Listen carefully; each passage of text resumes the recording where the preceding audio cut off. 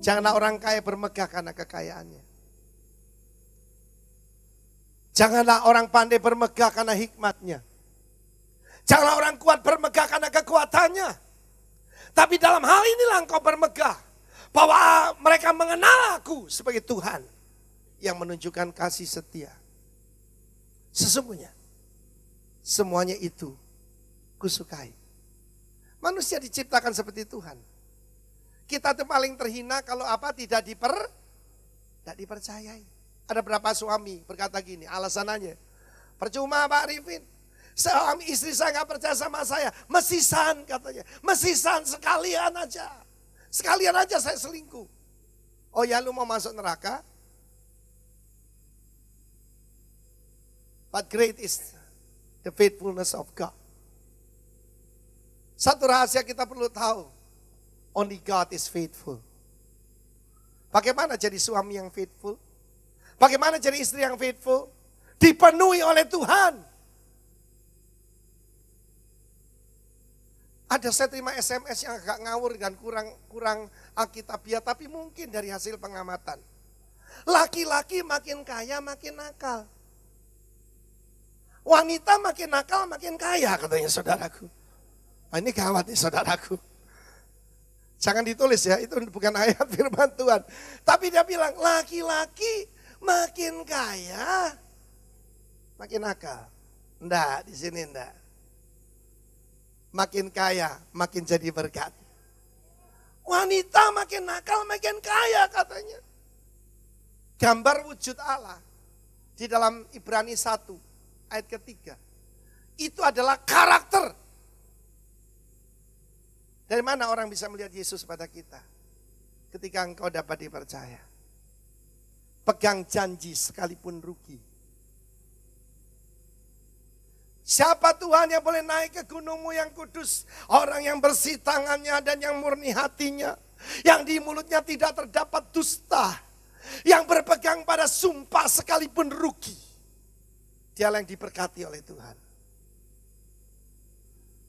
Pagi hari ini siapa mau banyak dapat berkat? Cuma satu kuncinya. Dapat dipercaya. Saudara, kenapa banyak uang itu godaan? Godaan itu SMP. Tahu SMP? Sex, money, and power. Tapi anak-anak Tuhan udah cantik, ganteng, dapat dipercaya, dapat berkat banyak, tepuk tangan bagi Allah kita. Siapa contoh yang baik? Contoh yang baik adalah seorang hamba bernama Eliezer. Kejadian 15 ayat 1 dan selanjutnya. Tuhan berfirman kepada Abram, datanglah firman Tuhan kepada Abram.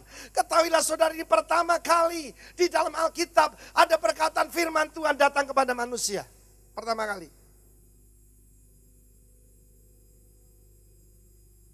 Abram itu dapat dipercaya enggak? Tapi dia pernah jual istrinya loh.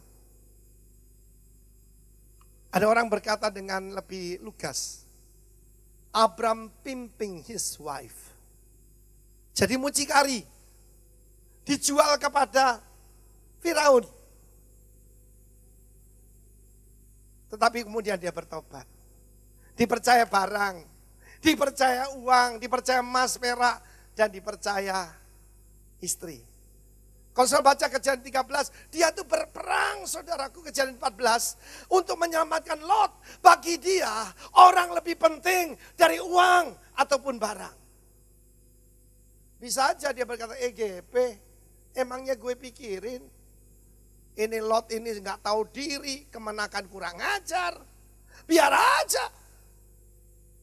Biar aja istrinya diperkosa, anak-anaknya diperkosa, biarin aja. Tapi tidak demikian dengan Abram.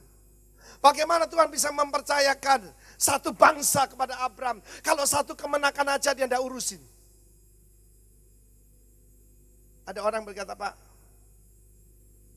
saya ingin memberi yang banyak buat pekerjaan Tuhan. Di Afrika. Oh ya?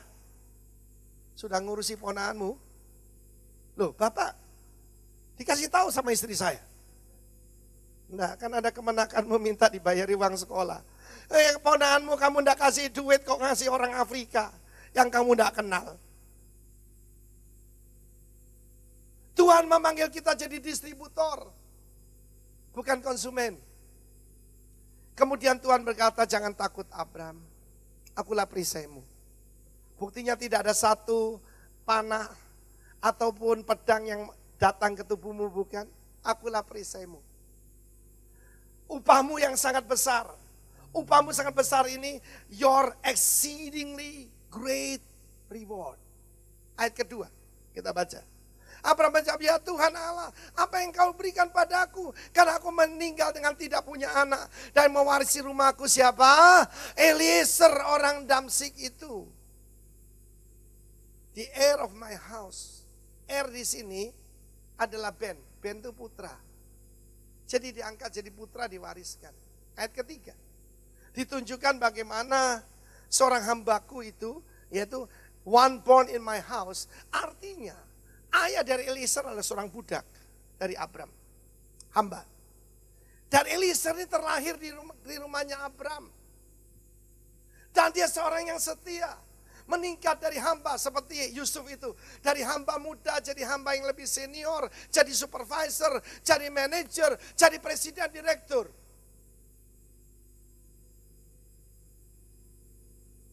Eliezer orang Damsyik. Damsyik itu berbicara tentang masa lalu yang menyedihkan. Orang Yahudi tinggal di Damsyik.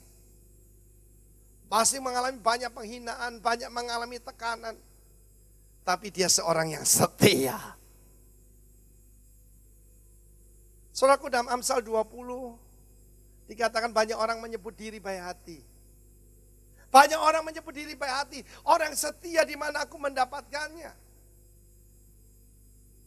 Banyak orang menyebut diri baik. Oh baik loh dia itu. Loh kata mulutnya kasar. Oh enggak, cuma mulutnya aja. Jangan percaya. Mulutnya itu sambungan dari hatinya. Amin saudaraku. Dia tuh baik, oh cuma mulutnya kotor. Nah jangan percaya. Kalau mulutnya kayak WC saudaraku, hatinya jumbleng saudaraku. You know jumbleng? Septic tank. Kita baca Kejadian 24. Bagaimana Abram mempercayakan 10 ekor onta berisi penuh dengan perhiasan, berisi dengan kekayaan untuk menjadi mahar, untuk menjadi mas kawin dari seorang pengantin buat putranya. Jangan lupa saudaraku, Ishak itu adalah anak orang paling kaya di dunia. Bisa aja Eliezer berkata, ini saatnya aku yang nantikan.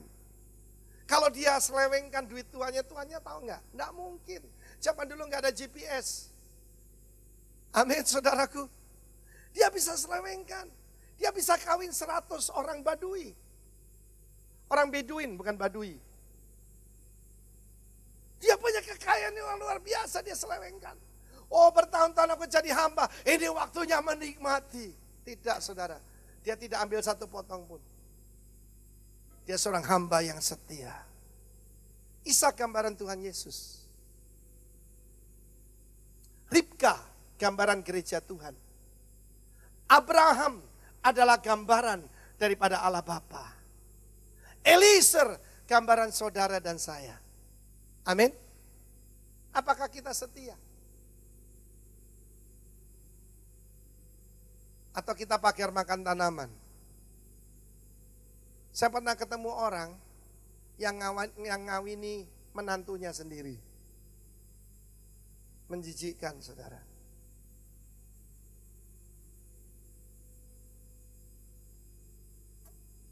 Pakar makan tanaman. Apa yang dikatakan Mika pasal 7, ayat 4 dan 5. Kita hidup dalam zaman seperti itu. Tetapi Abraham sedang mencari Eliezer. Saudara dan saya. Kita baca Mika 7 ayat 4 dan 5. Ini keadaan zaman ini. Orang yang terbaik di antara mereka seperti apa? Tumbuhan duri. Yang paling jujur, yang katanya paling jujur seperti pagar duri. Hari bagi pengintai-pengintaimu, hari penghukumanmu telah datang. Sekarang akan mulai kegemparan di antara mereka. Ayat 5 baca. Janganlah percaya kepada siapa? Kepada teman. Janganlah mengandalkan diri kepada kawan. Jagalah pintu mulutmu terhadap perempuan yang berparing di pangkuanmu.